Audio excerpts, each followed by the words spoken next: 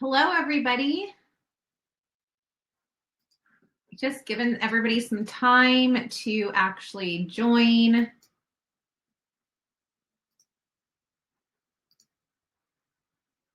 We'll get started in a second once everybody's on the call.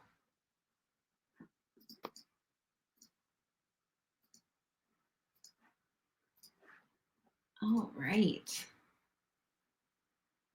I want to make sure I'm respectful of everybody's time, but I also want to make sure I give everybody a second to get joined.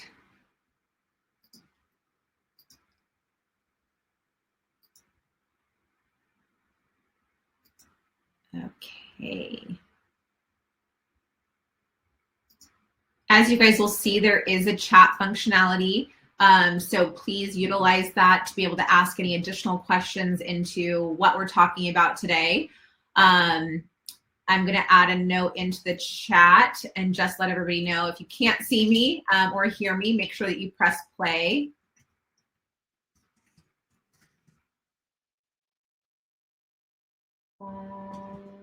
Please make sure to press play. Audio to see. Correct. All right, this webinar functionality is a little bit different. So in some cases, you have to unmute and mute and press play. And so I want to make sure everybody can see me. Awesome. Well, it looks like we have the bulk majority of people who are going to be attending the meeting. Yes, we are recording the call. So I will be sending out, it will automatically send out the recording for anybody who's present on the call today. Like I mentioned, we do have chat. So if you guys have questions as we're walking through things, I definitely want to make sure we take the time to go through everything and that everyone gets to walk away with really having a full understanding of all the different frequently asked questions. So my name is Deanna Haas. I'm the Vice President of Agent Success. I think I've met a lot of people just through different conferences. We were recently, if you guys are a REMAX, Century 21, or a Next Home agent, we were recently at your conferences. And so hopefully we had some opportunities to chat. We also do all the big conventions like the National Association of Realtors, and we also do like the Tom Ferry and Inman conferences too. So hoping to at least have FaceTime with everybody at one period or another. But purpose of today's call is really to go through what you guys have been asking, right? We just came off of this, I'll call it road show of going into different conferences and got a lot of questions and a lot of good questions. And what it really showed and highlighted is that people are really interested in working with Sold.com, but they have some confusions and some different pieces of information that they just don't fully understand how things work. And so people want to make the best out of it, right? And so do we. As a success-based model, we want to be able to make sure that we're sending referrals over to you guys, that you're fully equipped and have all the resources on to be effective in working with those people. So I want to walk through and talk through the most frequently asked questions that we get, whether it be at a conference or even just generally through our main customer service line. And through those questions, I'm going to be talking about best practices on certain topics and also addressing scripts. We're also going to talk about how you guys can increase your referrals. So if you guys have been with us long enough, you've had in some way interaction with our guaranteed display program, whether it been at the conference, whether it been you've received emails from us, but we will be talking about our guaranteed display program. It is something that is part of our best practices, which is what is it? I keep getting these emails and how does it work? And so we will be offering a promotion at the end of the webinar. So if anybody wants to get ahead of that, you're welcome to scan the QR code to see what those promotions are going to be. But want to give a full framed agenda so that you guys understood. As I mentioned a couple times, we do have the chat there. And so I want to make sure that you guys can utilize that with any additional questions to make sure that everybody walks away with a good, warm feeling of, I got it, makes sense. I'm on track, let's do this. So let's start with a really basic question. How do you contact the agent success team? That has been something that has come up as we've been at these different conferences, which is, I don't know how to reach out to your team, which is a really big one and a really basic one that I want to make sure that everyone has access to from a resource perspective. So there are a few different ways that you can talk to our team. Number one is email, agentnetwork@sold.com. We have a gal named Nicole, which maybe a lot of you guys have interacted with, who oversees that team and is typically the person that you guys are interacting with when you guys are calling in. So agentnetwork@sold.com. We have our phone number, 844-973-7653. You can reach our agent success team there. Our hours are traditionally from 8 a.m. to 4:30 p.m. Pacific Standard Time. So if nobody answers the phone, leave us a voicemail. Additionally, we have chat. So we have online chat that is live during our business hours, and then anything outside of our business hours turns into like a little email form where it'll email the form out, and then it gets back in touch with our customer service team. So those are all the ways that you guys can actively reach out to our team today. We also recently launched a Facebook group. We launched it probably less than a month ago. Some people may already be in that. It's still in the infancy stages, and I'm working on getting a lot of new ideas, different Facebook Live videos out there with some of our highest converting agents. But if you scan that QR code, it will give you access to our Facebook group. You do have to, it is a pending approval type of thing. It'll ask you if you are already in our network, which obviously if you're on this call, then you are. So scan that QR code, join our Facebook group. We'll have constantly lots of different materials and be able to talk through frequently asked questions, maybe a little bit more directly. I personally oversee and manage that Facebook group. So it's a good way for me to make sure that I'm staying in the trenches and learning as much as I possibly can about the experiences that you guys are having and what our teams can be doing better. And that's part of the reason why I go to these different conferences, is because I like having that FaceTime with you guys. I like understanding what are your experiences, right? We're a success-based company. If we don't give a good experience and allow for you guys to have set up potential to actually convert the referrals we're sending out to you, then we're failing. Because we truly do succeed when you succeed, and we also lose when you lose. So this allows for us to, again, have the vested interest to take all the feedback that you guys have shared and be able to host webinars like this. So let's dive into some of the more tough questions that you guys have. So client is not looking to sell or is only looking for cash offers. And I'll go back 1 second because somebody asked about the QR code. I'm also, just so you guys know, I am also going to send out a email at the end of this webinar so that I can invite you guys over there. So don't be too stressed out if you can't find it there. So with that, so let's go back to it. Client is not looking to sell or only looking for a cash offer. So let's talk through like the phases of how everything works and how we even get to that point. So sold.com is running a lot of different ads. We're running ads that are trying to get potential sellers in front of agents. Most of the ad types that we work with are going to be people that are very top of funnel. And so we do lots of different types of advertising. We have Facebook, we have Google. Sold.com itself is a consumer facing site that people can come to. The most common ads that we're running are get a free home valuation and find out or get a cash offer on your property. The get a free home valuation one tends to be the one that's like, yeah, I get it. You're running seller leads, so that makes sense to me. The get a cash offer on my property tends to be the one that people are like, wait, what do you mean? That's a little bit of a red flag to me. What do you mean that you're offering a cash offer to people? So what's the question? The client wasn't looking to sell or wasn't looking for a cash offer. So what happens operationally is when the client comes through our site, we have a concierge team that calls them. Our concierge team's goal is to set up an appointment to actually meet with you as the agent. And so when somebody tells me immediately after an appointment that that person wasn't looking to sell, typically my biggest question for them is, let's talk about what your approach was as you met with that person. Because in this initial stage of this consultation, traditionally what we're doing is we're setting up a time to have a consumer meet with an agent to learn about what their value of their home is. And that's a lot of the time what this lead is. And so if you're at the point of initially after that meeting of saying no one's looking to sell their home, then there might be a couple breaks. Number one is, are you possibly taking the wrong approach in interacting with them? Because if the lead type that we're offering is get a free home valuation, I'm not saying that the topic of conversation of selling your home shouldn't come up, but it also should be something that comes up a little bit more passively. So what I have on the screen right now is I wanted to share a snippet of how our concierge approaches each client that comes through our site and the expectations that we're setting up for them to meet with you. I think this helps bridge the gap of understanding what's actually going to happen and how should you approach this client. So let's start with the home valuation.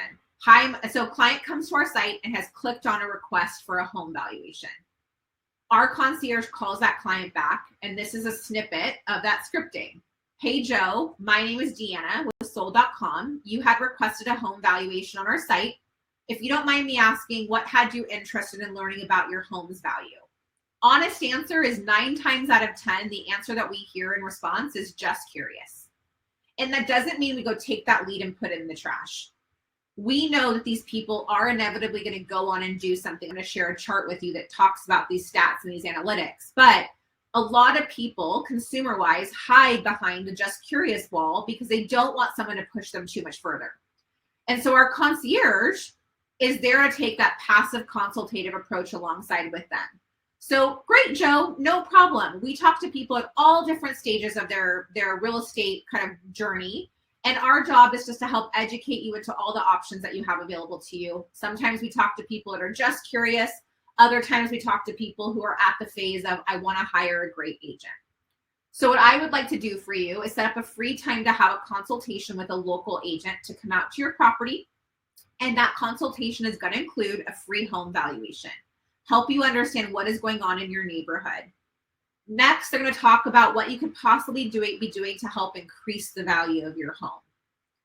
If selling your home is something that is on your radar for the future, they are a top performing agent and can talk to you about what they would do to help get your property sold quickly, what time and date works to have them come out to your property. So if we're thinking about this person's not ready to sell, are you maybe prejudging them too quickly? Or did you maybe take too directive an approach with them?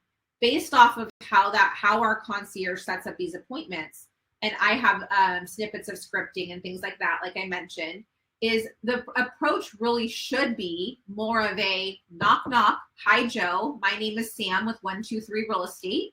I'm sold.com's preferred agent in the area. They set me up to do a free valuation with you.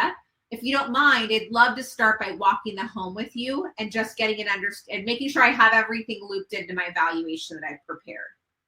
Now use that time to build relationship, build rapport, compliment their home, and also do little passive sales words. Something like, hey, I did actually see that you guys have a really big backyard. There's so many buyers looking for a yard like that in this area. I think, as a matter of fact, somebody in my office just recently sold a home with a really big backyard for X amount of dollars. All these little passive kind of breadcrumbs that are talking consultatively about what you're there to do. Let's also keep this in mind. We are not in the business to do free home valuations, right? And neither are you. Neither one of us are in that business of doing that. Our goal is to get these people to convert, but it is a different approach with sold.com. We didn't set you up for listing appointments. We set you up for consultations for you guys to have these top of funnel conversations. And when you take these different approaches of that consultative approach, it really helps know what these people are going to go on to do. So now you've walked the property with them. And so now it's time to sit down and actually walk through your CMA. Walk through your CMA with them. And now as you're ending that valuation kind of conversation with them, ending it with a question that's like, hey, if you guys don't mind me asking, what had you guys interested in getting this valuation? Was selling your home kind of in the back of your head, or, where were you guys in this? Let them answer that question. Don't be afraid and don't be discouraged if their response is still, I was just curious. I don't know. We're not looking to do anything, right? You can tell when people have a wall up because they are very quick. Their tone of voice is a little bit higher and their sentences are very fragmented. But that shouldn't be the moment where you walk away like, man, sold.com, you freaking wasted my time. That is not the goal of that conversation. So a stat that I'm going to share in a chart is that 78% of the appointments that we set up that we did in 2019 have gone on to hire an agent. And so that's an astounding number. 78% of people from 2019 that had an appointment with an agent went on to put their property in the MLS with a real estate agent. The reason I share that stat is to tell you that these people might be telling you that they're just curious, but 78% of the time they're going on to sell their property. And so now at the end, if you're hearing that I'm just curious conversation, don't feel like, ugh, I got to get out of here as quickly as possible. I just wasted my time. It's now setting up that long haul conversation of, hey, no problem. The reason why sold.com works with me is because I like to educate my clients into everything that's going on, and I really like building a relationship there. That being said, I do hope that if you guys did decide to ever sell your home down the road, that I would be somebody that you would consider working with. But also, if you have friends or family that are looking to do something, I would hope that you guys that would refer me, just because I've done a good enough job here today. Now you kind of create that, like, this is why I do this for free, right? But now create this environment of what are you going to do for them next? Now what I'd like to do, Joe, is I'm going to send you an email afterwards with the valuation information, but I'm also going to send you a text message, thanking you generally for your time today. Store my phone number. I want to be your go-to resource. I want to be the person that you can reach out with any questions as it relates to real estate. So if you guys ever need anything, that you guys can call me. If you see houses selling in your neighborhood and you just want to be nosy at what's going on, let me know. I'll do the same and be proactive. I'm also going to send you an updated valuation every 30, 60, 90 days so that you can stay in the loop on what's going on. But like I said, if anything changes and you guys do take that approach, I would hope that I would be somebody that you guys would consider. That's kind of how you create that like long-term tail of follow-up. Because again, 78% of those people that you guys are meeting are inevitably going to go off and do something. So don't get so discouraged too quickly on this person wasn't looking to do something yet. That being said, am I saying that every single person is going to be gold? Absolutely not, right? I am giving the stat that 78% of people are going to go off and do something. But what that also means is that 22% may never go off and do something.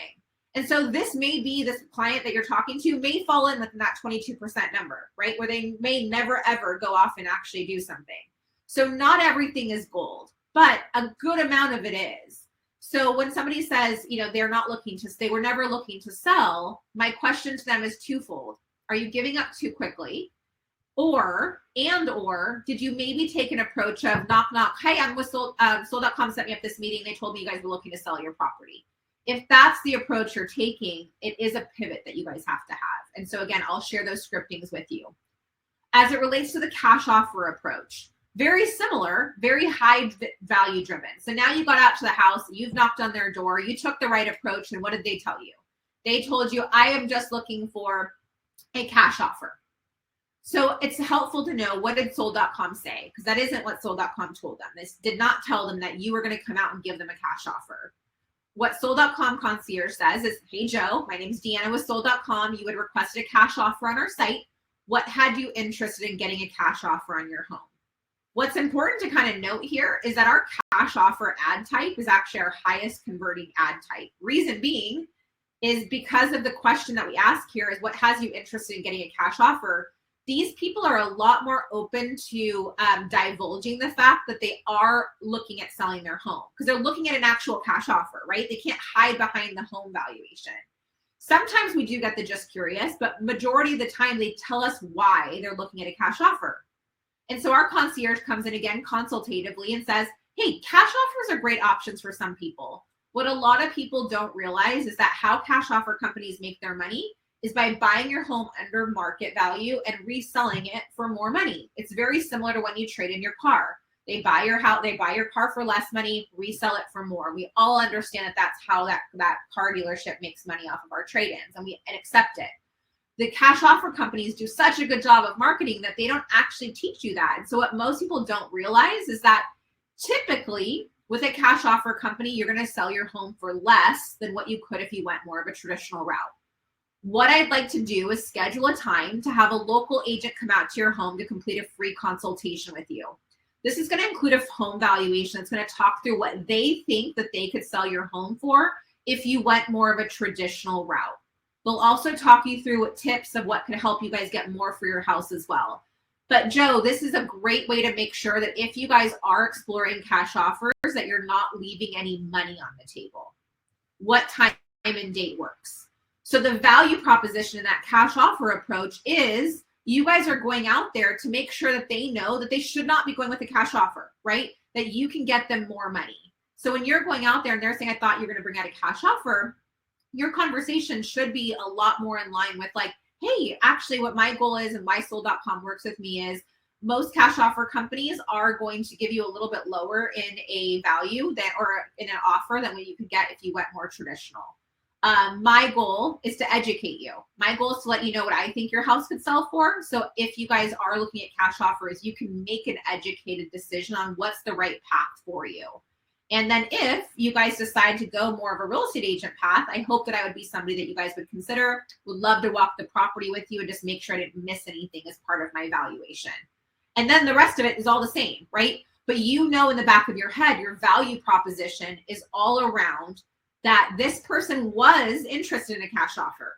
And so just like anything, right? Like my husband's a mortgage broker. And so 9 times out of 10, when people come to them, guess what they already have in hand?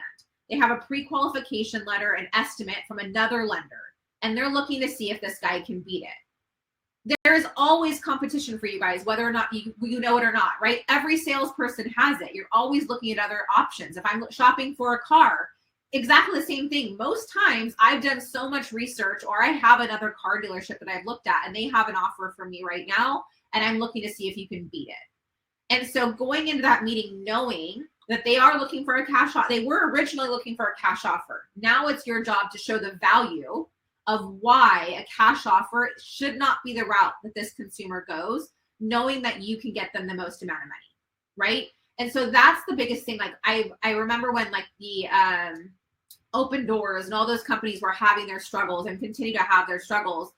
I saw a lot. There's an agent by the name of Jason Mitchell who is in the Phoenix area of Arizona. And he posted this really great article, and he's like, I've actually loved cash offer companies because it allows for me to pitch against them of like, why would you ever go that route? As we were at a conference recently, I was having the same conversation with an agent. She's like, 100%. She's like, I had a guy who brought me his cash offer and said, I can get you, I told him I can get him $100,000 more. She's like, I wound up selling his house for $120,000 more than what his cash offer company was going to be paying him. So it happens all the time, and use those examples. You guys have all heard these success stories, but all marketing is putting you in front of the right target audience, right? This person is looking to sell their home and they think that a cash offer company might be the best route for them. Now it is, we're setting you up to say, hey, let's explore all the options so you can make an educated decision. Because what would be worse, Joe? Selling your house with a cash offer company and finding out that your neighbor goes and sells his house for $50,000 more than you just accepted? That would be such a punch in the gut. I want to make sure that if you are going to go a route, that you're at least making it in a very informed manner. So good question, Ezekiel, on how do you guys know? And so what we're pushing out is actually going to have an email that when you guys get these confirmations, it will actually tell you in that email. One thing that's going to take a little bit longer in development is it actually showcased in your portal, but it is on our roadmap to actually have it in your portal saying this is a cash offer ad, this was a home valuation ad. What you guys should look out for is when you guys claim your appointments, you'll be able to see it in that email confirmation that comes out to you. We do have FSBO relationships through strategic partnerships. So we have a strategic partnership with a company called FSBO. And so through FSBO, for sale by owners can request free home valuations. They're very rare that you guys see coming through there. Most of your lead types are going to be that home valuation or cash offer. But if you get a for sale by owner appointment from us, what the call to action is that our team has set up as the expectation is we want to have somebody come out, a local agent come out to your property and give you a free home valuation. They're going to talk you through what they think that you could sell your home for, but also any tips that you could be doing to help your house sell. They also want to be in a position to be a backup to you. So for those of you guys who aren't aware, 92% per NAR, per the National Association of Real Estate, 92% of for sale by owners fail and go off to hire an agent. It's not just failure rate. That is how many people go off to actually hire an agent per the National Association of Realtors. So don't be afraid of a for sale by owner because majority of these people are going to go off and do something, but they are the extreme version of consultative. Have in your head, I'm just going to be a backup plan. I'm going to plant this seed. Don't spend, honest answer is don't spend a ton of time there, right? You can gauge with that client how they are, but what you really want to do is position them of educate them on options and then let them know, hey, would love to be a backup plan. Very similar to the approach I shared before is, hey, reason why I do this for free is I hope that in the case that the for sale by owner process doesn't work out for you, that I would be somebody that you guys might consider if you guys decided to hire an agent. when we ask people, because the question that we ask the people in the beginning line is, if you don't mind me asking, why did you guys decide to go for sale by owner? I would say 80% of the time, the response is they don't want to work with a real estate agent. And it's not because they're never going to work with a real estate agent, right? That NAR stat says different. 92% of the time they are. There are going to be those few people that never, ever do. But the reason why in a lot of cases these people don't want to work with a real estate agent is because they've been burned in the past. And you guys know it better than anybody, right? Not all real estate agents are created equal. I'm sure that as you guys have interacted in your own businesses, there's been real estate agents you guys have come across that you're like, I don't like the way they operate their business. They give us a bad name. I hate that I have to work with them on a listing, on a buy side, whatever the case might be. But you guys know that there are real estate agents that are probably giving you guys a bad name out there. And in some cases, this person may have interacted with them. I don't think I've mentioned this yet, but like my husband and I are in the process of closing on our first home. We're actually signing loan docs today.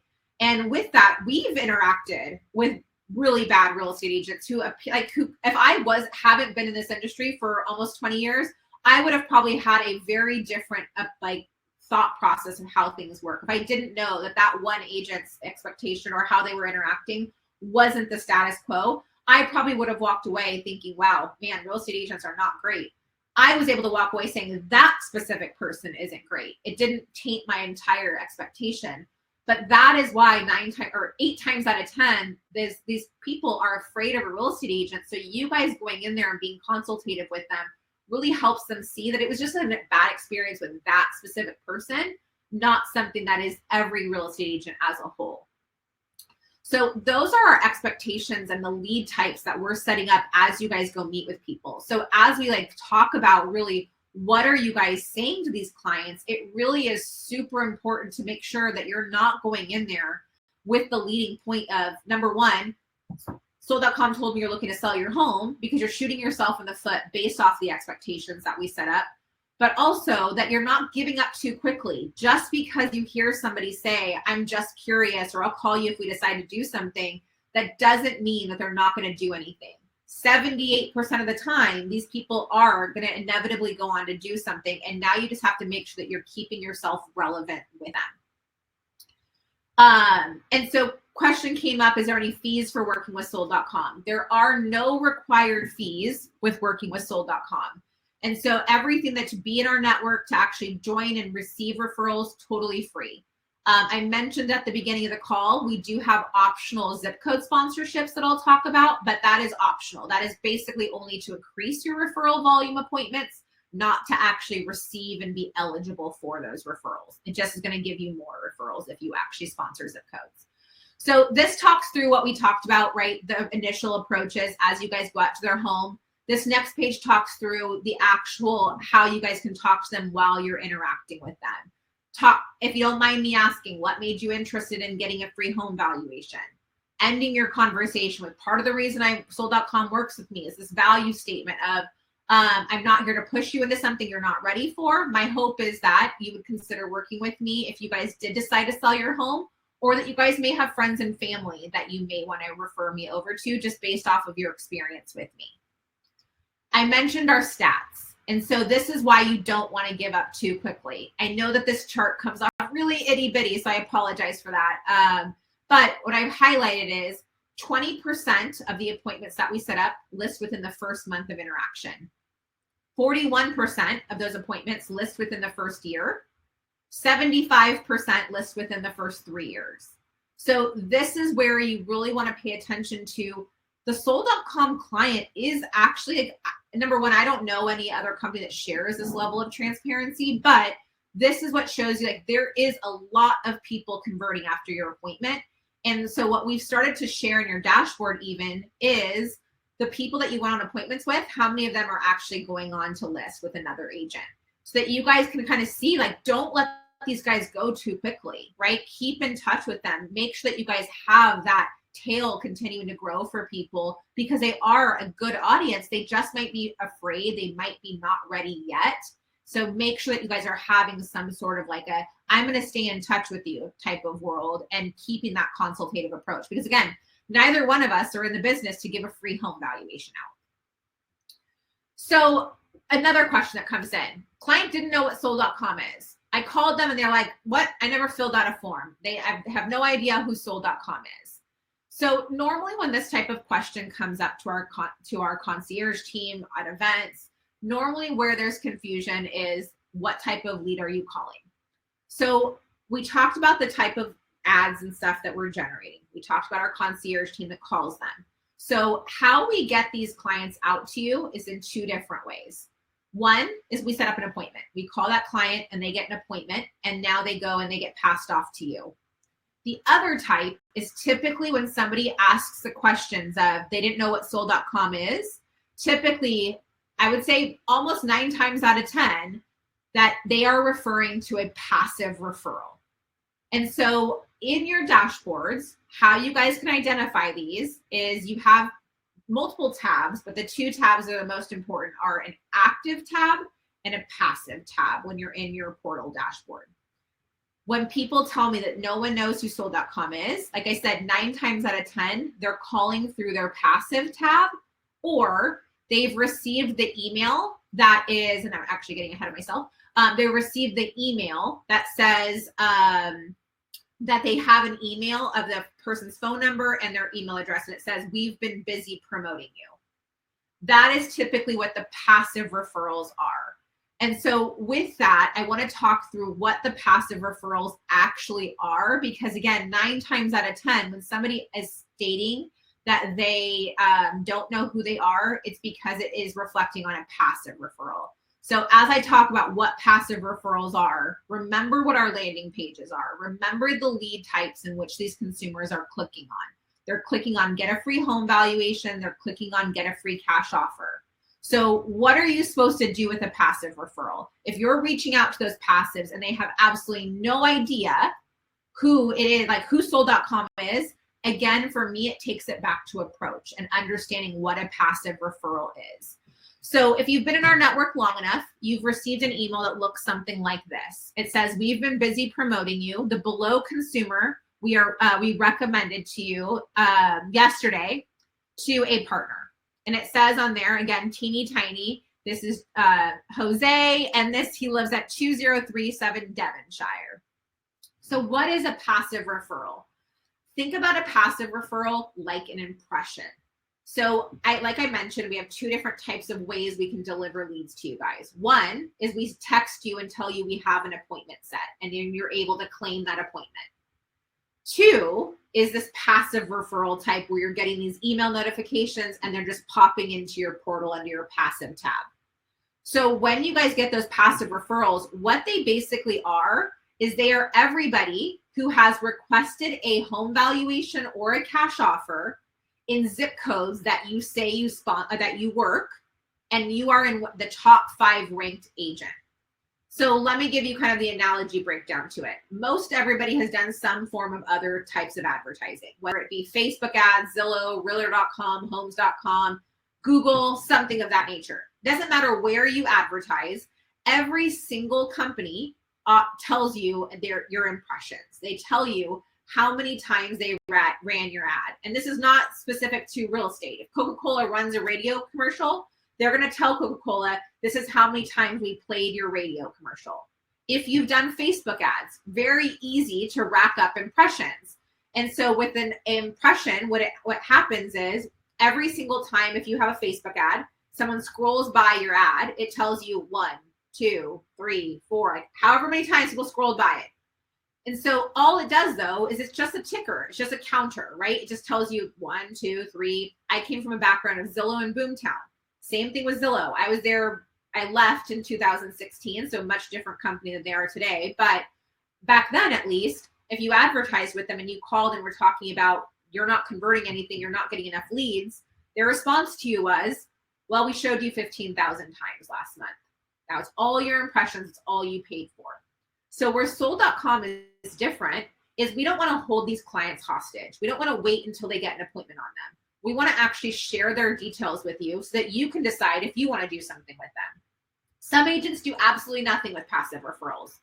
Other agents are really proactive with their passive referrals and want to actually work with them, because again, think about what they did. They requested a home valuation. They requested a cash offer on a property. So again, sure, could you wait for an appointment to come and be set for those clients? Definitely. You can wait in your line to get those appointments and have possibly the opportunity.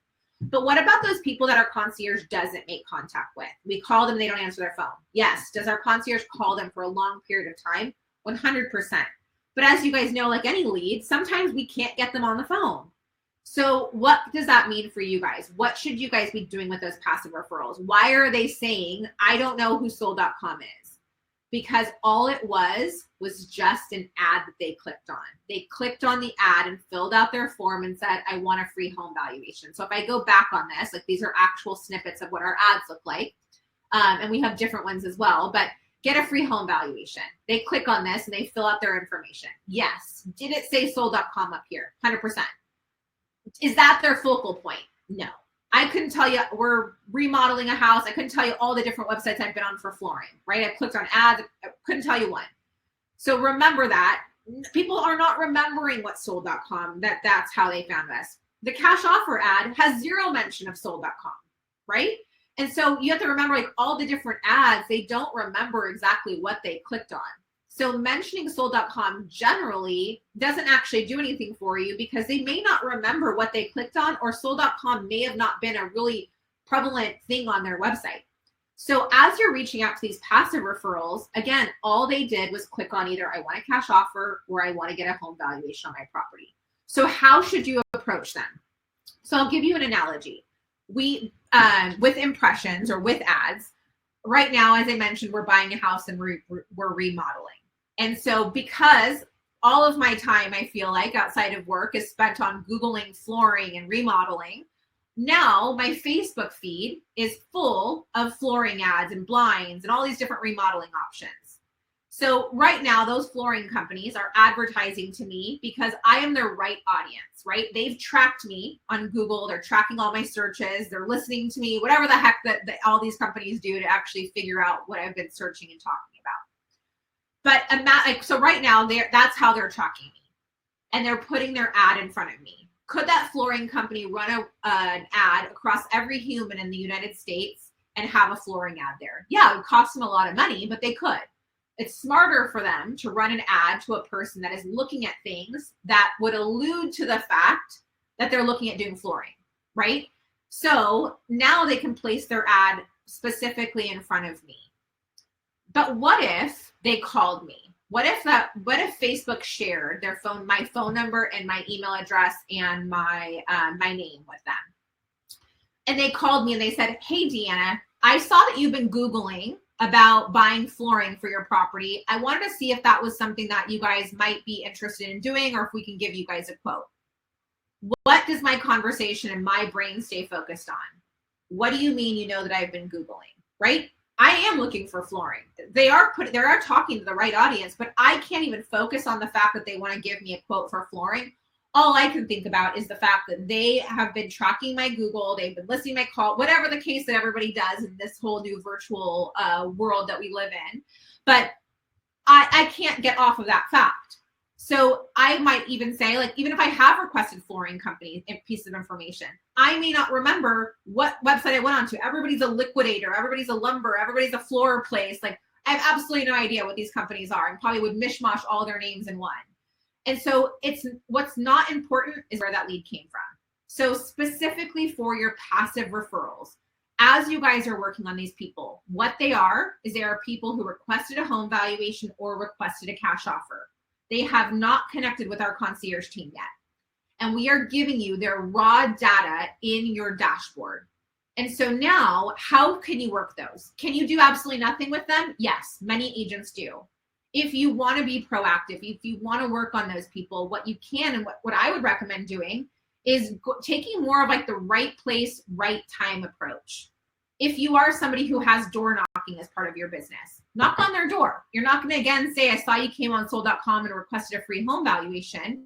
Your approach should be knocking on their door and saying, hey, my name is Joe with 123 Real Estate. I have lots of buyers in your neighborhood, but unfortunately, there just is not a lot of inventory out there. I'm curious if you guys had possibly been interested in selling your house in the near future, or might even just be interested in getting a free home valuation on your home to see if that's something that makes sense for you. That's the question, right? You are in front of somebody who just requested a home valuation online. And so now, could that person very well close their door on you and say, no, not interested? Like every other door knocker in America, yes. But the odds of that person saying yes and being interested is much higher. So for those people who have part of your business being buying lists from title companies, farming, buying zip codes of just like, I go to all these different conventions, there's tons of like farming and zip code companies where you can just buy lists and lists of people's addresses. You can go do that, right? There's the Red X's, there's the Vulcan 7s of the world who do all this data information. But isn't it a higher quality person and already included for free to have Bob Jones at 123 Main Street just requested a home valuation? So every person that's in the top 5 rank will receive that person as their name and their address. So what can you do with that? Knock on their door if you'd like, if you're comfortable doing that, or start to put flyers on that person's doorstep. Up until this next couple of days, we've rented. And so putting flyers on my doorstep and just being part of a blanket flyer thing that happens in our neighborhood doesn't do a lot of good. But imagine if all of your flyers were only going on the doorsteps of people who had requested home valuations or requested cash offers. Much more targeted advertising. If you are a zip code sponsor, for those of you guys who do partake in our guaranteed display program and actually sponsor zip codes or are looking to do that, the additional piece of information is you get every client's information who comes in the zip codes that you sponsor, their name, their address, their phone number, and their email address. So now you can add them to your CRM. Now you can actually phone and cold call those people. And so same exact script is you shouldn't be saying, I saw you came on sold.com. So if you guys have this feeling of no one knows what sold.com is, take a look at where you're looking at calling. You are 9 times out of 10 looking in your passive referral tab and you're just taking the wrong approach with those clients. You want to take the approach of a right place, right time, and making sure that you're calling them more of like coincidental type of approach. Do not call them saying, I saw you came on sold.com. I know that sounds backwards, but you're shifting the focus of that conversation to something that does not matter. You care about, are they looking to do something? And that's all you care about. Who cares what website they went on? Honestly, like you could probably, even if they're like, oh yeah, I do remember filling something out, you could probably say you went on bananasforsale.com. They'd be like, really? That was the website? Whoa, weird. People do not pay attention to it. Have the focus of your advertising be on what you care about. Warming them up is more of a self-confidence thing for your own self of knowing, okay, if I say that they came from sold.com, it'll help me warm up this client a little bit, but it's actually hurting you. Now, that being said, if you're coming out to somebody's house and we set up an appointment for you and they don't know what sold.com is, number one, also not a surprising thing. Because again, we're not saying like, and remember, Joe, Brian Smith with 123 Real Estate's coming out and this was set up by sold.com. We don't care, right? We don't care that our branding is on every single thing that we say. We're not trying to say like, remember every step of the way, sold.com introduced you to Brian. When you go out to that house and you say, hey, I'm sold.com's preferred agent, and they're like, what's sold.com? Don't get so in your head. We're like, oh, great. Here's another guy that doesn't remember. Hey, sold.com was actually the website that you guys went on and originally requested this valuation. No worries. You probably visited a lot of sites, but my goal is to kind of walk your property, walk you through all this stuff and move on, right? Don't get so stuck on like, I have to make sure that they fully understand what sold.com is, because the reality is, who cares? Who cares where they initially came from? And so just making sure that you just get to more of your point is address it. And I think a lot of it is don't feel stressed out, right? There's so much like psychology that goes into like any sort of sales. Is if you're like, I mean, I can see that you came on here. Let me look at my email confirmation so I can show you. It's all too much. It's like all you can just, everything is no big deal. Hey, so sorry about that. You're probably what sold.com is a company, you requested it from the website. You probably have gone on so many different websites at this point, but my point of being here is because I wanted to give you the home valuation. If you're calling them and you're doing more of that right place, right time script, or you're door knocking with them, again, no point to bring up the fact that they came on sold.com. Even if they ask you like, well, how'd you get my information? and you're knocking on their door right then and there. Hey, I'm actually just knocking on the doors of all of the different homeowners in this area because we do have quite a few buyers. And that is the honest answer for a lot of door knockers, right? You're not lying about that. If you are somebody who wants to go into more information, you can say, I have a partnership with sold.com. But again, it wouldn't be something that I would go into because it doesn't matter. Are they interested or are they not? It doesn't matter where this person's phone number actually came from.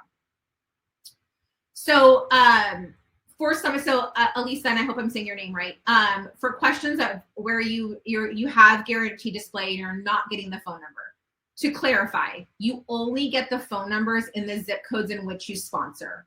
So double check in your passive. So I'll clarify two different things. Let's say you guys buy guaranteed display today because you're like, that's amazing. I actually really do want to call this stuff because in my opinion, if you guys have been spending money on Titleist and Vulcan 7s and Red X's, which are such weird names, you can cut out that cost and switch it all over here and actually get this part for free. But let's say you guys buy a zip code today. It does not unlock the contact details for any past leads. It only unlocks them going forward for new leads that come in. It also only gives you the phone number and the email address for the zip codes in which you own. So if you are somebody who sponsors zip codes and you get phone numbers and you get email addresses, but you're seeing that you don't get them on some, it means that you don't own those specific zip codes. Now, Lisa, if you are saying like, I own that zip code, I know I do, and I have had the zip code since this time and I'm still not receiving it, that's a glitch, that's a problem. Please email me afterwards so I can look into why that's happening. But 9 times out of 10, the issue is it's just not one of the zip codes that you do own. So again, for anybody who sponsors a zip code, you will get the phone numbers, the email address, the address, and then the client's name for all the zip codes that you sponsor. If you don't sponsor zip codes, you'll get the name and their address. And so that's where you probably want to take that flyer and door knocking approach with those people. So lots of good like ways and just different things to kind of walk through as you're talking to these different people. So another common question that comes up. Your rep tells me not to call before appointments, right? I get this one all the time. I'll get people walking up and they're like, or people that respond back and they're like, you guys are telling me not to call before the appointment. So what has happened at this point? We text you, you claimed the referral, you got the appointment, we sent you over all their contact details. Now you are the person actually going out to this appointment. And now you're like, well, Soul.com told me I'm meeting with them Friday at 3:00, but I mean, is that happening? They told me not to call. Let's talk through why. So what happens is as soon as you guys claim that appointment, so as soon as you guys got that text message that we have an appointment Friday at 3:00 in Beverly Hills and you say claim, you guys automatically get a confirmation and you're emailed and texted the person's contact details. The consumer gets an email confirmation as well immediately saying, hi, Jill, we have an appointment set for this time and date. It's an in-home consultation. Here's the agent's information that will be showing up. We give them your name, your phone number, and your company name. So they get that immediately as soon as you guys are assigned that appointment. What happens next is 24 hours prior to the appointment and 1 hour prior to the appointment, they get a confirmation text message from Soul.com saying, hi, this is Soul.com. We're confirming that Brian will be out at your property Friday at 3:00. 1 hour before the appointment, we send that same thing out. And so two reasons kind of why we say you don't have to do anything. It really is that statement of you don't have to do anything. We've taken care of the confirmation for you. In the case that consumer responds back, we have a live team that mans the text messages and will let you know if somebody is not available to actually attend the appointment. But the other reason why we don't say that you have to text message or you shouldn't text message is honest answer is a little bit of a PTSD. We've been around since about January of 2019 was when we were really fully starting to send out referrals to agents. And we've gone through a couple iterations in how we've handed off referrals.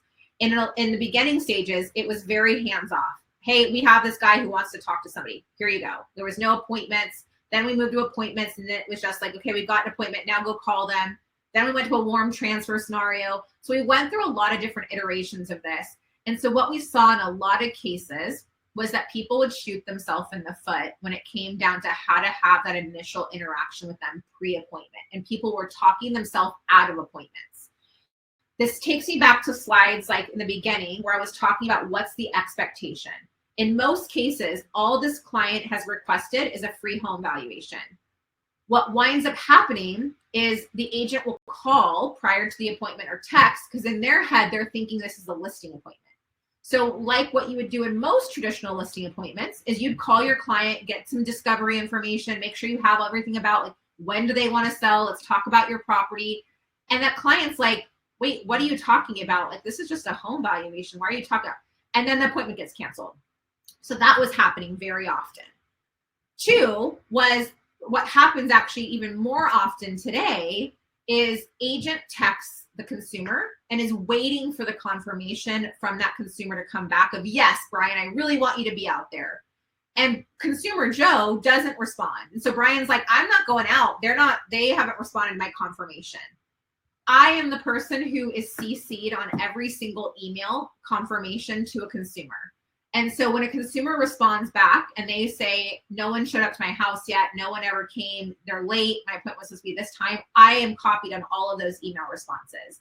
And I can't tell you how many of them I receive where when I go back and look at the agent's portal update and I look back at the consumer's email, it is agent's portal update says, couldn't get a hold of the client before appointment.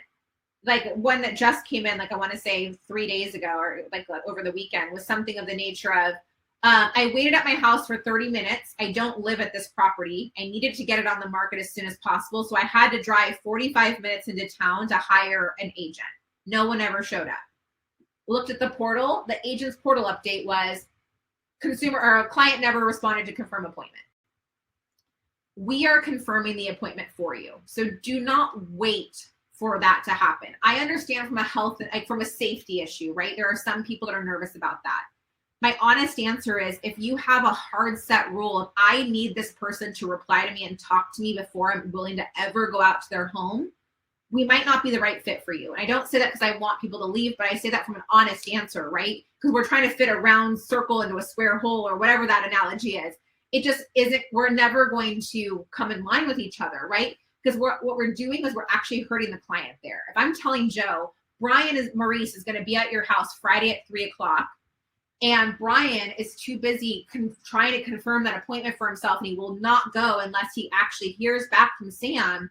And now Sam is getting a confirmation saying, great news, Brian will be there Friday or tomorrow. Great news, Brian will be there in an hour. But Brian's still like, never heard back from Sam about confirming this appointment. And now he doesn't show up in general. Who does that make look bad? Sold.com as well as you as the agent. So the reason I bring these two things up is we do confirm the appointment.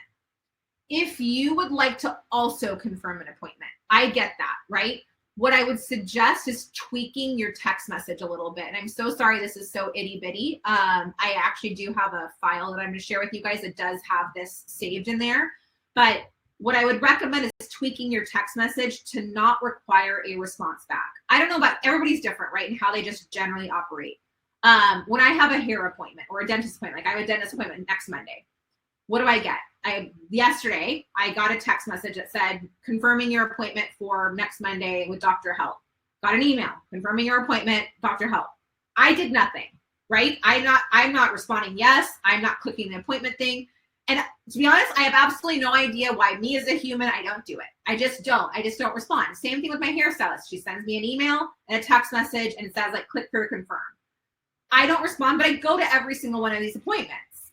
And so with that, know that some people are getting that confirmation thinking, okay, it's set, it's all good to go. So tweak your confirmation if you do feel as though you need to send one out to instead of to not have to have a response for validation. Tweak it to something like, hey, Joe, my name is Brian with Keller Williams. We have a home valuation scheduled for the 15th at 1:00. If this time and date no longer works, please let me know. Otherwise, I will see you at your home then. Why I like that approach better is it's really the last line. I'm going to be at your house if you don't tell me not to, right? Because I can tell you, like what I said, if you just tell me confirming your appointment for Friday at 3:00, yeah, I'm going to your appointment. I'm going to be there. But if you tell me I don't want, like, let's say I have an appointment and I'm like, ugh, I don't want this guy coming to my house. and you tell me, great, I'm going to be at your home. And I'm like, shoot, I forgot he's actually going to show up at my house and like door knock. It's not just avoiding a phone call or me not showing up somewhere. You can better believe I'm going to be responding to that message. So I think that really is the big shift, is assume no response is good response, right? If they reply to you and say that works, great, perfect, then great news. But don't feel as if you have to have that validation, because now you know sold.com sent something and you've said to them, if you don't tell me otherwise, I'm going to be showing up to your home.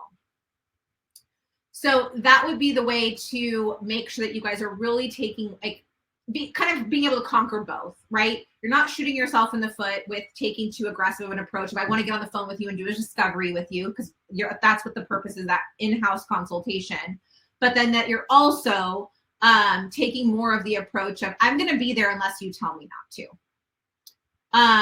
And I am, all the links, sorry, I'm trying to look at all your, let's see if I don't have it linked here. Let me add a new file here. Bear with me, guys, because I want to link out something that actually, I think it is it. Let's do it. Cancel. Okay, I'm going to share out a file. So this webinar tool is a little bit different, but if you guys see on the sidebar, you're going to see files and you'll see a little red dot there. This will allow for you guys to download things directly from that. So basically what that walks through is the exact consultation, but it also gives you that snippet of the text messages that you guys can fire off. I'm just making sure I'm not missing any questions here. No company, why wouldn't the potential client respond confirmed? Good question. So Stephen asked the question of, why wouldn't the consumer respond with a confirmed? Great question, because I asked myself that the same question, right? Everybody's a little bit different. That's why I said, for me, for everybody that's a little bit different. Like and Stephen, you may be a person that's like, when you get a confirmation message, you're like, confirmed, I'll be there. And nothing wrong with it, right? And maybe I'm the person that's in the wrong, but also, even if I am the person that's in the wrong with how I treat those confirmations personally, it sounds like a lot of people do that, right? I'm not alone in how I react. So I think it's just more of understanding that everyone operates a little bit different. So don't assume that because you are somebody who replies to every confirmation, that everybody responds to every confirmation. So that's more of what I like to call out there, is I can't answer that question for myself of why, like, I literally have a doctor's appointment or a dentist appointment next Monday, and I don't know why I don't reply and say confirmed, right? I'm just more of like, cool, yeah, it's on my calendar, I'll be there. And human flaw, but many people have that human flaw, and I have all the intention in the world of going on Monday to that appointment. So it doesn't mean I'm not interested. It just means for whatever reason, I don't confirm the appointment. I just show up when I'm supposed to show up. So I think that's the only point in that translation, is don't take it as just because they don't respond to you that they're not interested and don't want you going out there. And that's why I really like that approach of that text message confirmation, is if you don't want me going out there, let me know. And so next question that kind of comes up is, I went to the appointment, the client said they didn't want an appointment or they didn't want to meet with me. And so we talked about this a little bit already, which is target audiences. So this is probably one of the biggest questions that comes up as I'm talking to different people at different meetings, is they got the appointment, they show up to the house, and now all of a sudden like a wall comes in, right? We all want these appointments to be magic and gold and all convert. And sometimes some are easier than others. But the other thing is that not everything's going to be the freshest, like smoothest paved road. Sometimes you do have to still sell just to get yourself further in the door, and maybe even have to do a resell. Is that our intention? Absolutely not. But what I don't like hearing is when an agent reaches out and they're like, I got to the house and they said that they didn't remember requesting anything, or all I wanted was a cash offer. So my next response is, well, what did you do then? I left. And so that is the part that like irks me, is why did you leave? Because let's talk about like marketing, right? All marketing is, take real estate out of it, is all marketing is getting you in front of your target audience. So if this person just requested a cash offer or just requested a free home valuation, that is your target audience and you're in front of them. And again, I would love, my goal as I continue managing our teams and working on operations, my 100% goal is to make it so that when you guys get to someone's house, like, welcome, Susan. I'm so happy to see you. Yes, sold.com told me exactly what you would be doing. Come in my home. That is my ultimate goal. It's probably not ever going to happen, but that's the ultimate goal. Sometimes you are going to be met with I don't remember requesting anything. I thought you guys were bringing a cash offer, or I never scheduled this appointment with anybody. I decided to change my mind on it. Don't walk away, right? Don't walk away upset with that. I can understand being like, ugh, now I have to resell this person, but you are in front of your target audience, right? Remember that number, that 78% of these people who agreed to a yes are eventually going to sell their home. And so there is a little bit of a push through in some cases that you have to be able to walk through. And so with that, a couple different ideas that we have. So some of you guys have brought to our attention that you guys get there and they tell us, I thought you guys were going to bring me a cash offer. And you knock on the door and you said everything perfect, right? Your intro is amazing. You did everything that we've told you to do. And their response is, wait, this is a home valuation? I thought you guys were bringing me a cash offer. Again, you have the option of stomping away and being upset. Oh, sorry about that. See ya. But I wouldn't do it, right? This person is telling you that they're open to cash offers. They're telling you that I'm looking to sell my home and you're turning away and walking away from them. So an approach that I would recommend taking would be, hey, I'm so sorry. I apologize for the confusion. I'm one of sold.com's preferred agents in this area. And normally what they're setting up is for me to come out and talk through what I think your house could sell for if you went more of a traditional route versus a cash offer. Really knowing that cash offers typically make low offers because that's how they make their money, is buying low and selling for high. Our goal is to make sure that you're not leaving any money on the table. And if you don't mind, I would love to ask, like, why did you guys look at a cash offer originally? Let them talk to you, right? Because like what I think about in sales, and this is in my head and like how I train our teams, is every consumer has a wall up as you're trying to sell them something. And so in my head, I'm always trying to bring their wall down. And you can tell by someone's tone of voice if their wall is down. They have a lot more, like they're laughing with you. They're how they're sitting, their body language, but then also how they talk is different. Because like, I don't know, I'm just curious, right? Like that's someone with a wall up versus like, we've just kind of been thinking about it because we want to see if we can sell our house for a lot of money. That person doesn't have a wall up. They're open to chit-chatting with you. So that is what you want to do is you really want to get their wall to come down. Like, if you don't mind me asking, like, why did you guys look at a cash offer? And they're going to tell you, and you're going to be able to gauge, is their wall up or down? Because in reality, I don't actually care what they respond with. They could say, like, I was just curious. Okay, well, I do have the valuation ready for you. If you have a couple minutes, I would love to review it with you. No cost, no pressure. My goal is just to educate clients so they don't later find out that they could have sold their house for more money versus going with a cash offer. Do you have a couple minutes right now, right? You already did the drive. You already did the drive, so why not push a little bit further? Again, what I always think about in sales is that when you already have a no, right? And so if you walk away with the same no that you had when you first got there. And so by asking a little bit further, it at least gives you the chance to possibly have a yes. That person still may say, no, I don't want to have that. I thought this was a cash offer. But at least you asked. Because what you're going to find if you guys can start to implement this type of stuff is that you are going to find that people will be open to you. Well, what do you mean they'll offer me? That was like when people start asking questions, you know you have them on the hook. Well, what do you mean that they're going to offer me a low offer? Well, how a cash offer company makes money is they have to be able to buy your home for less and resell it for more. Because if they buy your home at exactly what it's worth, how do they make any money? They have to hold on to your home. They have to pay all the taxes, rents, HOAs, all these different things just to upkeep your home so it doesn't go to the wayside. They can't hold on to it for a year. So they have to make sure that they buy it for low. It's very similar to a car company. You sell your car to them for low, for $8,000, they sell it for $13,000. That's exactly how a cash offer company works. I would love to talk you through what I think you could sell your home for, because in a lot of cases, I'm able to sell your house for 20% more. And that probably really is the true number, is 20% more of what you can sell your home for compared to a cash offer. But that's where you want to get that conversation flowing with them versus just walking away from them at that point. The other thing I can tell you is you saw in that snippet, we are not telling them that they're getting a cash offer when you go out to the home. That is their own confusion. That is their own, they've hung up the phone. I always think about, like, you guys have probably experienced it. You tell a client one thing on the phone, and the next time you talk to them, they rephrase what you said, and you're like, oh, that's not what I said. that is not what we promised them. We told them that you were going to come out and give, because they're looking at cash offers, we want an agent to come out and give you a valuation of your property so you can see what you could sell your home for if you went more of a traditional route, so you can make an educated decision on what's the right next best step for you.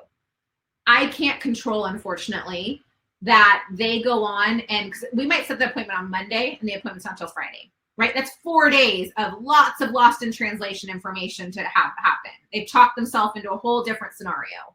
So in a lot of cases, you may have to have this conversation with them.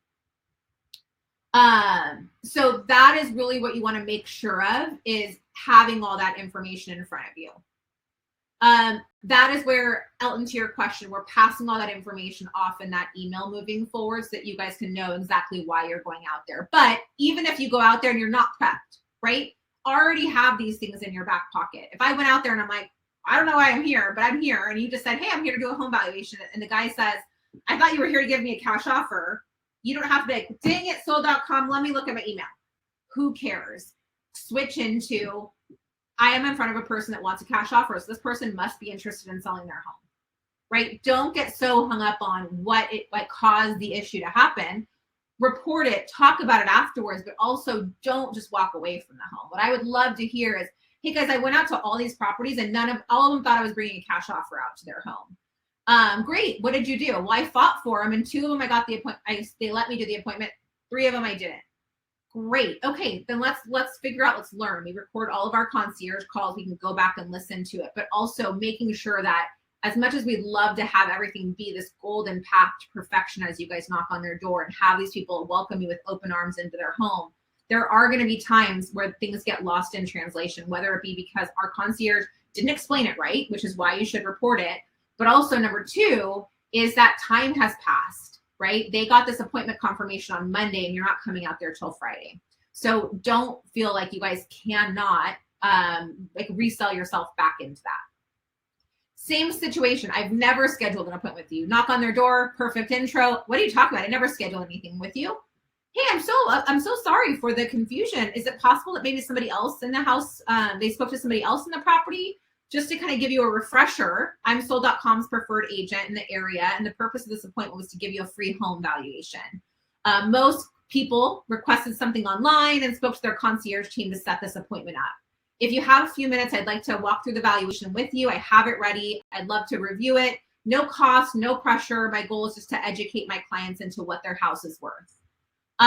So for example, I saw a text thread that came through a couple days ago, and it was a confirmation, and the agent had sent us the screenshot, and they had said confirming the appointment, and the consumer said, well, the agent's confirmation said, hey, I'm coming out to talk about selling your home. It wasn't that sentence, but it basically said that.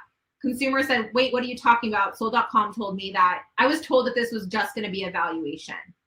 And the agent's response back, and I should actually have had the screenshot in here, but the agent's response back was something of the nature of, oh, sorry about the confusion, and basically walked away from the appointment, versus having some sort of approach like this. Hey, so sorry about that. Let me reconfirm everything that's happening. Sold.com set you up with the valuation of your home. That's exactly why I'm going out to the property, is in order to complete that valuation, right? Now, when you get out there, now it's trying to build that relationship, build that conversation with them, and fully talk about everything that's happening after that. From I don't want this anymore, very similar. Sorry for the confusion. Just want to be clear, this is totally free. Remind them of that, right? Maybe they've talked themselves out of it. Maybe they like, I've had times where a spouse scheduled the appointment and then they hang up the phone and the husband or wife is like, what'd you schedule? Evaluation on our property. Well, how much is it going to be? Well, I don't want that happening. Now, when you get to their property, again, you've already driven out there. I speak to some sold.com clients that get nervous that there's a catch to the free home valuation, but truly my goal is just to help educate my clients into what's going on in their neighborhood and talk through some ways that you might be able to increase your home's value. And so again, consultative, but my point there is you've already driven that far. Don't just walk away from the appointment. Take that extra step of trying to see what you can do to get in there, because you already put in the work to actually do that. So I know I went over a little bit, and so I understand that people do have to hop off, but for those of you guys waiting for the promotion that we're running on our zip code sponsorship. So what zip code sponsorship is, is what it does, I'm actually just going to skip to this page, is it allows for you to increase your ranking in our algorithm. So basically how our system works is if you are on this call and your big question is, why am I not getting a lot of referrals? What I would urge you to do is log into your portal and check what your rank is. When you log into your portal, you're going to see on your first dashboard, your average rank in your markets is X.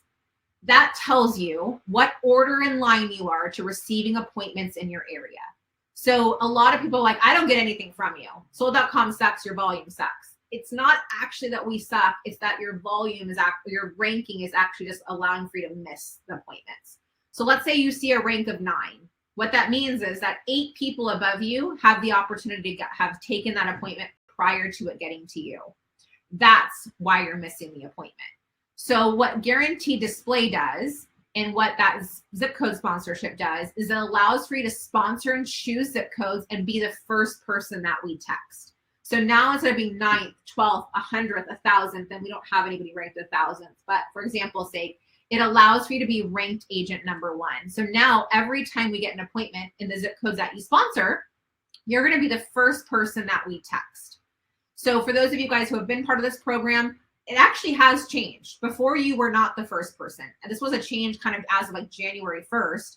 So you should be seeing like a switch to this. We've actually used to make it so that you were just in the top 5 is why you sponsored a zip code. So everybody in essence, if you already sponsor a zip code, did get an upgrade to the program, which is now you're the first person that we text. So every single time we get an appointment, you are the first person that shows up. Andre, email me. I'm going to message you right now. So, and actually for anybody, I'm just going to message it to anybody. If you do not see a rank when you log in, I just placed my email address in the chat. Email me if you guys are seeing that, because that's a problem and a glitch, and then we can have our team call you back and talk through like what's going on there. But this allows for you basically to move your rank. So if your big question and driving motivation to being on this call was, I actually would just really want to get more stuff from you, I'm not receiving anything, 9 times out of 10, it's because you're ranking. If you, and so a lot of people, when you guys first were onboarded, you know, had the conversation of, I want to see how my flow works first. And that's where you guys got put into, is that's where your rank is. And this is what your flow should look like. It's probably going to be very slim if you're not ranked within the top 5. Typically, that's my recommendation, is if you're not in the top 5 ranked agents, your referral volume is probably going to be pretty low, because think about it. You have to rely on 5 other people saying no to a referral before you even have the opportunity to get it. So when you sponsor the zip code, it moves you always to the top spot of the zip code that you sponsor. And so every single time we get an appointment there, you're the first person that we text. Also, it unlocks the contact details for all of those passive referrals that continuously come in. So organically, if you want to increase your rank without spending any money, how our rank is determined is based off of your total number of transactions. So unrelated to sold.com, just generally how many houses you've sold in the last 12 months, and then your referral conversion. That is how you can increase it organically. If you are like, I don't want to do that, I just want to like buy my way up to the front and the top, then you can sponsor zip codes and do that. So how much does it cost, right? The big question. So we do have a promo where we're basically, so most of you guys have looked at zip codes, and some of you guys may already own zip codes, and so you can still take advantage of the promotion, is we are going to give 70% off of our advertised pricing, off our most expensive zip codes, I should say. So our most expensive zip codes typically range up to about $250 a month per zip code. All of our zip codes are sold in packages of 5. So you have to buy 5 zip codes. It's not thousands of dollars a month that you're spending to get into those zip codes, not like the Zillows and all those different things. How it works is for all 5 zip codes, you pay up front for the year. You actually pay $3,000 for the entire year, which includes all 5 of your zip codes, the entire year, first opportunity to any appointments in your zip codes, and they're ranked number 1 in all of your zip codes. So that is for, again, not a monthly price. It is $3,000 for the year for all 5 zip codes, which breaks down to $50 per zip code, which is up to a 70% savings. So for those of you guys who have been in our network for a long time, you probably actually just got a promotion that we sent out a couple weeks ago, which was like a 25% off. Actually, it was 35% off promotion. For those of you guys who didn't buy, good news, because you're saving a lot more money on this actual promotion. So how you guys can have access to this promotion is a couple different ways. One is that you scan the QR code in the bottom right-hand corner. Two is same thing on that little bar. You're going to see an offers section with a red dot there. If you click on that offers, you'll see a request zip codes. That will allow for you to fill in the zip codes that you think you might be interested in, have our team call you back and walk you through what the pricing is, what the, sorry, not the pricing, because everything will be $50. So pricing doesn't matter in this scenario. What the availability is, and then what zip codes that they would recommend for you. For those of you guys who already own zip codes, you do not need to buy a minimum of 5. You can add on zip codes as a onesie twosie still at that $50 per zip code rate. So if you already are on this call and you own zip codes already, if you fill out that form, just put in the couple or whatever zip code that you're interested in adding. And again, you can add as many as you'd like to, but you would just be paying, every zip code gets dropped down to $50. So if you guys have been quoted in the recent days, this is a great time to save a significant amount of money because it drops anything down that could have been $200 zip code down to $50. This promo price does expire tomorrow, end of day. So if you have not purchased your zip codes by tomorrow, when our team leaves, which is about 4:30 Pacific Standard Time, it does go back up to retail pricing. But let us know if you have any questions on that. It's a really great way because, again, lots of best practices that we talked about. But if your motivation on being on this call is, I don't get enough appointments, take a look at your rank in your portal, and 9 times out of 10, it's because you're just missing the opportunities. They're gone before they get to you is probably the better way to phrase that statement. But I hope everybody got a lot of information out of this. We did record this call. So what you guys will see for everybody who's on the call is when we end this, it takes a few minutes, but you will get a email confirmation of the recording, talking you through everything. So if you guys need to go back and look at anything, you're more than welcome to. You can download the files that are in there and allow for you guys to like utilize that as like kind of a guiding light for your consultations. And then, you know, replay this information. I saw somebody post in here that they wanted to replay it for their teams. I think a lot of the best practices we talked about are probably relevant for other lead sources too, right? It's not exclusive to just sold.com stuff. A lot of it is just how you should be talking to different consumers, how to present consultative value. But my hope is that this clears up a lot of like, maybe you were coming to somebody's house and saying, I thought you were interested, or hey, sold.com told me you're looking to sell. That is the ultimate goal, but the honest answer is we're hiding behind the home valuation to get our foot in the door. And 78% of the time, these people are actually going to go off and do something. And so now it's just a matter of staying in touch with them long enough until they do something. Like I said, 20% of those appointments do go on to list within that first month. So stay in touch with them in a big way and make sure that you guys have that kind of tail created. And I have that linked in that file section that you're able to do. So a question that came through, and I'm just going to look at questions. So let me actually wrap up. If you guys don't have questions, I'm going to stay on and just go through the chat and make sure I've covered everything with everybody. So please feel free to stay on and watch any of those answers. If you are like, I'm good to go, then thank you guys so much for joining. I hope to meet you guys in person. I hope to see and hear about all your successes through many of the reviews like I have on the page right now. But I will go on and answer any of the other questions that I may have missed throughout this. So is paying for a zip code the only way to increase your ranking? So not necessarily. You can, so it's I live in Southern California. I go to Disneyland. And so if anybody has gone to Disneyland, Disney World offers a fast pass, genie pass, depending upon where you go. And so, for example, I can buy a ticket to go to Disneyland and I can wait in all the lines, right? And so we went to Walt Disney World recently and their lines were crazy. And so I know my expectation is if I don't buy this fast pass genie pass, then I'm going to have to wait in a lot of lines in order to be able to get on rides. And I'm probably only going to be able to get on, I mean, realistically, four rides in my day based off of how long these lines are. Or I can spend the $15 a day and get a genie pass. And so it doesn't mean that I'm going to be able to get on every single ride that I want to, but it does mean that I'm going to have the opportunity to get on a lot more rides than I would have if I didn't buy this genie pass. So with that being said, why I give that analogy is you do not have to spend any money on buying to get a higher rank.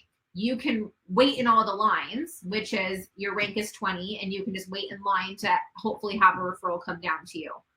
As you continue selling houses, right? So your total number of transactions. So as you sell a house, let's say you generally have a closing tomorrow, that's going to help increase your rank.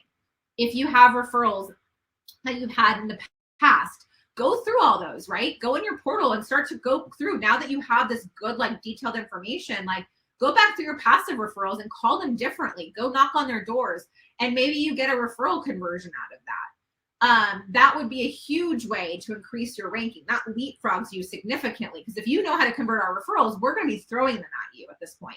But if you're like, I don't want to do any of that, and I don't have the ability to do any of that, I have no passives, and I don't have any sales on the horizon, then you have the ability to, in my Disneyland analogy, buy a fast pass.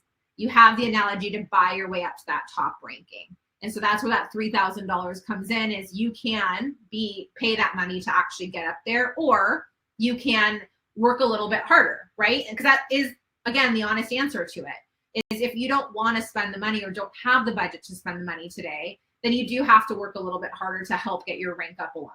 And so my suggestions would be, go to your portal, go pull and look at all of your passive referrals that are in there. I'm a pretty aggressive salesperson, meaning like I'm not aggressive in how I talk, because as you've seen, like I'm pretty passive and consultative, but I am aggressive in what my actions are. I would be downloading, because you can export all those passives out, but I would be exporting all those passives out, and I'd be knocking on every single person's door that's on that list.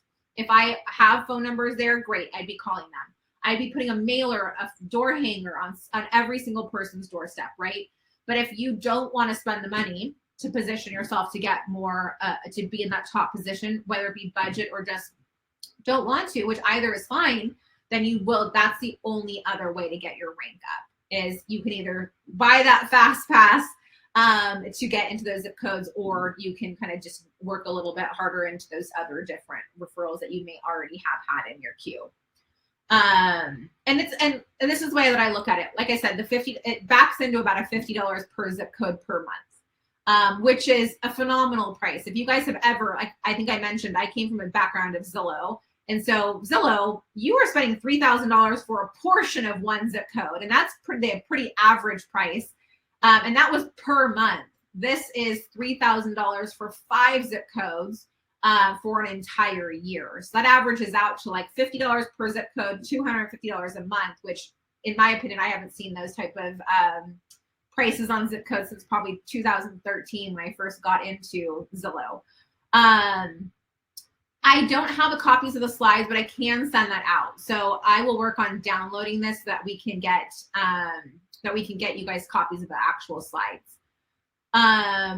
So there's no limit of the number of zip codes that you can enter. So you can put as many different zip codes as you want to. So a question that typically comes up too, and so for those of you guys who are just on here, I'll kind of go, I don't want to say rogue, but I'll go into a little bit more detailed off the cuff information. I'm pulling up the wrong things. Okay, so let's see. So this is our back end of your portals, but I'll show you so if you guys go to your portal, this is what it looks like. So when you guys log in, this is where I was talking about where you want to look at your ranking, right? This is going to tell you. So for this specific agent, he's ranked number 2. So in any of the zip codes that he works, he is typically the second person we're texting whenever we have an appointment in that area. So how can you guys add more zip codes to where you guys want to work? If you go to the top up here, you're going to see this little, like your photo in the top right-hand corner. If you click on that, you can click on Edit Profile. This will take you to this page where you can add in your MLS ID and make sure that you have the right MLS listed here. But you can also add in service zip codes. And so you can put an unlimited amount of service zip codes of where you would like to be presented. That's not going to affect your rank. I want to be very clear there. It's not going to affect your rank there. But it does tell you, it puts you on the list for more opportunities to receive referrals in those different areas. Your rank will still be determined based off where you're in line for that order.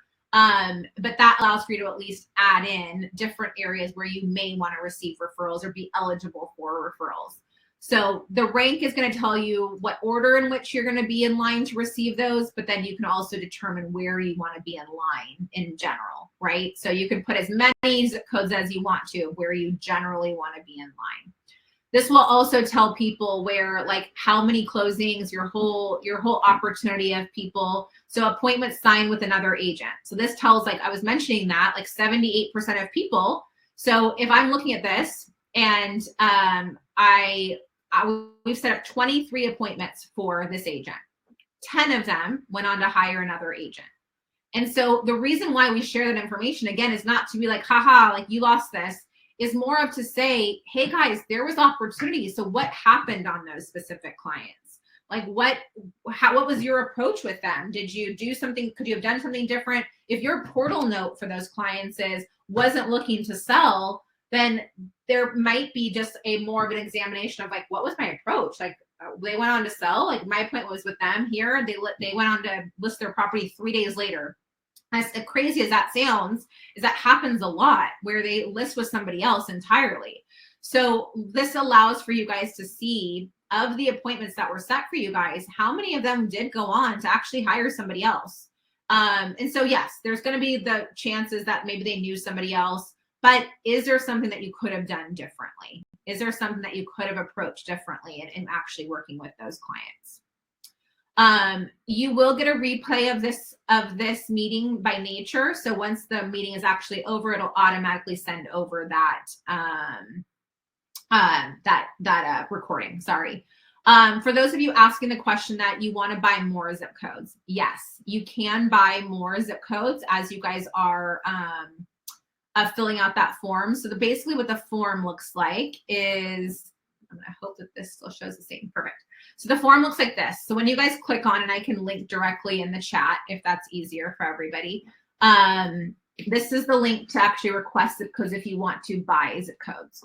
So when you guys go to this form, you're going to click on get discount, and then you'll fill out your contact details and the zip codes that you're interested in learning more about. If you're a brand new agent that does not own any zip codes, you will be required to buy 5 unless there are not 5 available. So spoiler is, if you're in the Las Vegas area, it's a very hot market for us.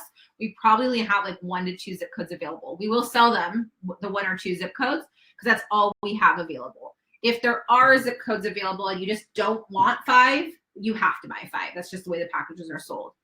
If you are already a zip code owner and you already own zip codes and you want to buy just 1, you are more than welcome to just buy 1 if you want to. You do not have to buy 5. You don't have to buy as many. You can buy as many as you want to.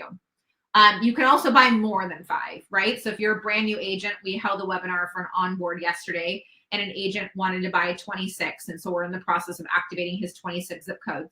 And because he wanted that $50 zip code basically price. So he's able to buy 26 zip codes at that price of $50 each per zip code up front for the year. So you're not limited at 5 if you're brand new, but that is the minimum amount if you are brand new buying into the program right now. A good question that I don't think I've seen in here, but is a good question to bring up is a lot of people, because, and it's almost a PTSD for you guys, is you're not married to the zip codes that you're in. So let's say that you buy a zip code today and you're like, shoot, I really don't know if I want that one or that one. I can say this because, again, I worked at Zillow, is when you bought that zip code, too bad, so sad. That was a zip code that you had to be married to through the portion of your contract. With us, we don't operate the same way. If you buy a zip code and you choose something tonight and you wake up tomorrow and you're like, shoot, I should have got that other one, swap it. If you wake up and you do that in a week, a month, 6 months, 8 months, does not matter to us. As long as the zip code is available, you can swap them at any time. So don't get so far in your head on, I got to make sure I get the best 5 that there ever existed. You can swap your zip codes as long as they're available to you. So question on, if you add zip codes to your profile, do you get charged for those? No. So 2 different versions of everything, right? You have your portal where you can add in your service zip codes, where all you're doing in here is all the service zip codes are doing. So like when you're adding them right here, all that's saying is, I'd be interested in having referrals in 92689. 0 guarantee, right? You're tied to the fact that you're going to, whatever your rank is. So let's say your rank was 40th. that means that you can add 92870 to your list, but now you're still 40th in line for 92870. No cost to do that, right? I would urge everybody to put as many zip codes as they want to for totally free. What you pay for is, I not only want to receive 92870 referrals, I not only want to be on the list for 92870 zip codes, but I also want to be the first person that you notify of appointments in 92870. That's what you pay for, which is that zip code sponsorship piece. Just to be on the list, it's kind of like I don't call it a wait list, but depending on your rank, in some cases it kind of is. But you're just saying, I would be open to receiving a referral here by all of your service codes. Sponsoring a zip code is basically guaranteeing yourself that you're the first person that we text every time. Scrolling through just to make sure I didn't miss anything else that we haven't kind of covered. Looks like we answered most of this, but thank you guys so much for taking the time to join our call today. I really appreciate it. Our hope is to do these things once a month and do these refreshers and Q&As, because you guys, there's a lot that happens between the time that you created your profile and the time that you actually start working these referrals. So it just gives you guys a lot better opportunity to have some face time, get your questions answered, and then hopefully as you guys go out into what I'll call the like real world of soul.com, just a different visual. So like my big urge to everybody, whether you sponsor zip codes or not, is go into your dashboard, go into your referral section. Like this agent has 760 passive referrals. Go into that list, and as you can see here, Jeff Orchard came on the website March 18th and lives at this address. I would be going and knocking on, he has no phone number. So what does that mean? That means that he does not sponsor that zip code. So it's 92705, he doesn't sponsor. So if he did, he would see the phone number and the email address. So what does he have options to do for these passive referrals? He can go knock on 2212 Leanne Lane and say, hey, my name's Brandon. I am with Reason Real Estate. I'm actually just knocking on your door because I have a lot of buyers that have been interested in homes in this neighborhood, but unfortunately have not been able to find enough properties for sale. Your home is beautiful. Curious, had you guys ever thought about selling your home, or might even be interested in a home valuation to decide if that's something that would make sense for you? Wait for the answer, right? Jeff might be like, nope, see ya. That could very well happen. But it's a much better potential to get in front of an audience that's requesting to do that. Same thing of like flyer, right? Brandon could be doing tons of marketing around everywhere, but where is your flyer going to be better used? Your flyer is going to be better used if you're leaving it on 2212 Leanne, as a much better potential than leaving it on my doorstep, who's a current renter, because I couldn't sell my house even if I wanted to. So that is what I would urge everybody to do. On the bottom of your passive referrals, you have an export referrals. Move them out to a CSV, export them into your CRM. If you have a team, if you have a junior caller, whatever that might be, have them go and start to door knock and get some stuff out of this. If you are wanting to get more appointment opportunities and you don't see that your ranking here is already within the top 5 realistically, you should look at sponsoring zip codes so that you can get a lot more volume than what you're seeing today. Otherwise, like I said before on the previous question, was you just have to work a little bit harder, right? Because you're just going to have to get, if you want to naturally get something to be increased, then you've got to convert something in order for it to increase. But 2 zip codes, I'm sorry, I just saw the last question that you sent in, Tanya. 2 zip codes can be sponsored at the same time. So only 2 agents can buy it. That's why when you guys fill out the form, our team will call you back and walk you through what the zip codes are available. One quick hot tip. Some of you guys that are exploring your portal right now, there is a section called Guaranteed Display. It technically allows for you to search zip codes. You can use it for search. So if you want to use it for just solely a availability factor, please use it. Do not buy there, because even in this specific example, like if I just added in 5, you can see here price for 12 months is $7,248. So if Brandon went off and bought these zip codes in his portal right now, he would be spending $7,248 for these 5 zip codes. If he filled out the form and talked to a member of our team, he'd be spending $3,000 for the exact same thing. So when I was saying that's a huge savings, it's a huge savings. So my point there being is, If you want to use the guaranteed display section in your portal to just search availability for zip codes, by all means do that, but do not buy through that form because you will pay a significant difference in that pricing, right? So what Brandon would be paying in his portal, or everybody else who's not on this webinar would be spending in this portal, would be spending $7,248 that you have access to buying through to end of tomorrow for $3,000. That is the annual price for the entire year for all 5 zip codes, not the price for each zip code, not the price per month. So like I said, it's a significant discount to what you guys would organically be able to see. Let me know when you guys have any questions. Let me know what other things pop up as you guys are working through sold.com. Feel free to reach out to us. I know we started the conversation with a how to reach out to us. Agent network at sold.com is always a great way. Our team is always there, or chatting online with our team. So I appreciate you all taking the time to join today. I hope you guys have a great rest of your day, and I hope to interact with you guys hopefully someday in the future at a conference, but at the very least, see you on our next kind of training webinars that we're holding. So thank you guys again so much for your time. I appreciate it. Look forward to seeing you guys again soon. Bye-bye.